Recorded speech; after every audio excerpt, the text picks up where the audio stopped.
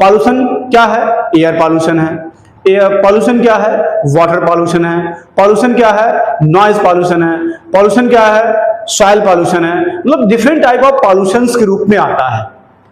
लेकिन अदरवाइज जैसे water pollution हो गया, नॉइज पॉल्यूशन हो गया, सॉइल पॉल्यूशन हो गया, तो इसको हम कुछ समय के लिए किनारे कर दे या अलग कर दे तो उसके द्वारा चल सकता है। लेकिन जब एयर पॉल्यूशन की बात होती है, वायु प्रदूषण की बात होती है, तो ये हमारे लिए बहुत ही खतरनाक हो जाता है, क्योंकि all elements are depend on air. सभी तरीके के जानवर होते हैं वो सांसों के लिए हवा पे ही डिपेंड है। अब वो हवा पे डिपेंड है तो उनको ऑक्सीजन चाहिए। अब ऑक्सीजन कहां से आता है? ऑक्सीजन आता है, हम सभी जानते हैं, जितना ज्यादा वेजिटेशंस होते हैं उतना ही ज्यादा ऑक्सीजन का प्रोडक्शन होता है, और वही ऑक्सीजन किसी भी पर्टिकुलर एनिमल को सरवाइव कराने के लिए इस अर्थ पे डिपेंड करता है। पहली चीज ये हो गई। दूसरी चीज हो गई, जब भी कभी भी अर्थ बना रहा होगा, अर्थ बनने के बाद ओशंस बने, ओशंस के बाद उसे माइक्रोब्स आए, और माइक्रोब्स के आने के बाद कहीं ना कहीं ये माना जाता है कि इस अर्थ पे ऑक्सीजन की मात्रा सबसे ज्यादा ओशियन से आती है। और कैसे आती है? In the form of liquid condition. अब एक चीज तो ये हो गया।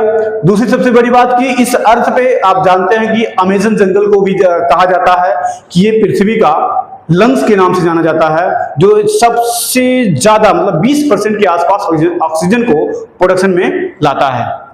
ठीक, और ऐसा नहीं है कि सिर्फ उसी जगहों पे ऑक्सीजन प्रोड्यूस होते हैं।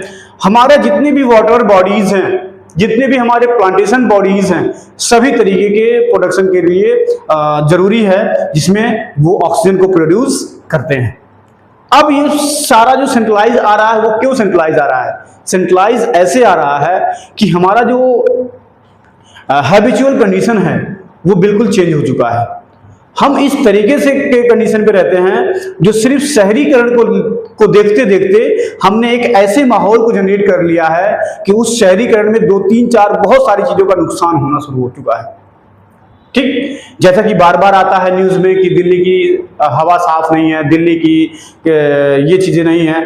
10 साल बाद दिल्ली में पटाखों के लिए अनुमति दी गई कि आप इस बार दिवाली में पटाखे फोड़ सकते हैं, और फोड़ा भी गया बहुत ही जबरदस्त तरीके से।